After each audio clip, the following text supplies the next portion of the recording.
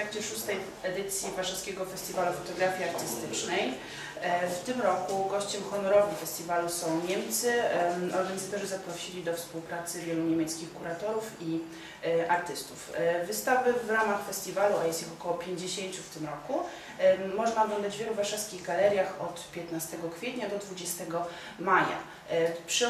Przy okazji festiwalu prezentowane są nie tylko prace znanych, już doświadczonych artystów, ale też to, czym zajmują się dzisiaj młodzi twórcy. Jedną z okazji do zobaczenia właśnie prac młodych artystów jest konkurs, który odbywa się w ramach festiwalu, ale kolejna okazja to również wystawy młodej fotografii. Dwie z nich odbyły się w tym roku w Galerii Schody na Nowym Świecie.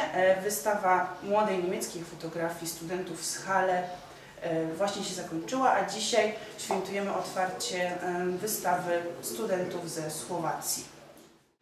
Rada by som vás privítala na výstave Slovenské telo, ktorá je zložená zo súboru fotografií študentov vysokých škôl výtvarného umenia na Slovensku.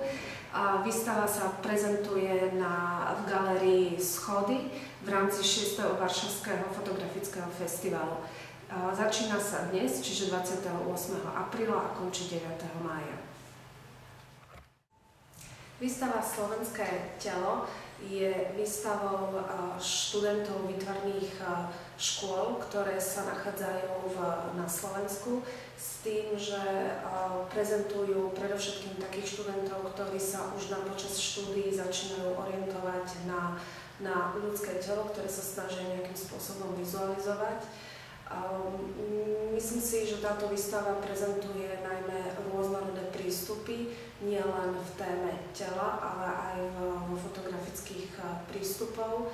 Veľmi častý spôsob práce s fotografiou je manipulovaná fotografia v počítači, ale objavujú sa tu aj autentické fotografie, ktoré zaznamenávajú telo v jeho prirodzenosti alebo v jeho prirodzenom prostredí.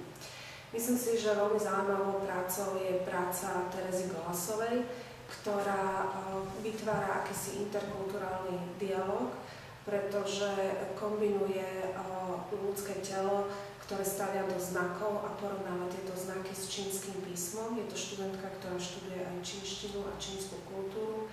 Myslím si, že celkom zaujímavou prácou je práca Petry Cepkovej, ktorá je postavená na výrazne manipulovanom princípe, manipulovanej fotografii, kde retušuje vlastne rodové pohlavia alebo určitosť pohlaví na fotografiách a zostáva nám vlastne, ocitáme sa vlastne pred fotografiami ľudských postav, ktoré strácajú svoju identitu.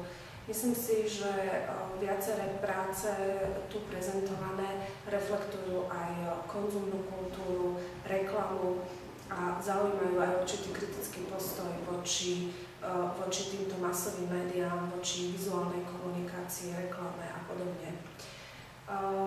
Myslím si, že je ešte treba spomenúť prácu Jany Šturdíkovej. Jana Šturdíková veľmi jednoduchým gestom, použitím autentickej fotografie uplatňuje vo svojej práci alebo zachytáva detaily, fragmenty ľudského tela, ktoré tým, že ich zväčší, tak vlastne obracia akoby náruby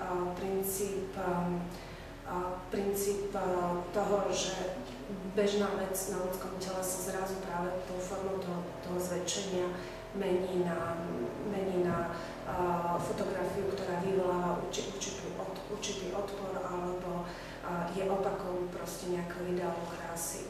Možno na záver by som ešte spomenula prácu Miroslavy Majorošovej, ktorá je zaujímavá tým, že vytvára akési fragmenty z ľudského tela, fragmenty, ktoré umiestňuje do takého veľmi sterilného kúpeľného priestoru a je to jej vlastný spôsob vyrovnávania sa s nespokojnosťou s jej vlastným telom, so spôsobom, ktorý je atakovaný najmä masovými médiami a ktoré hovoria aj o ideáli krásy.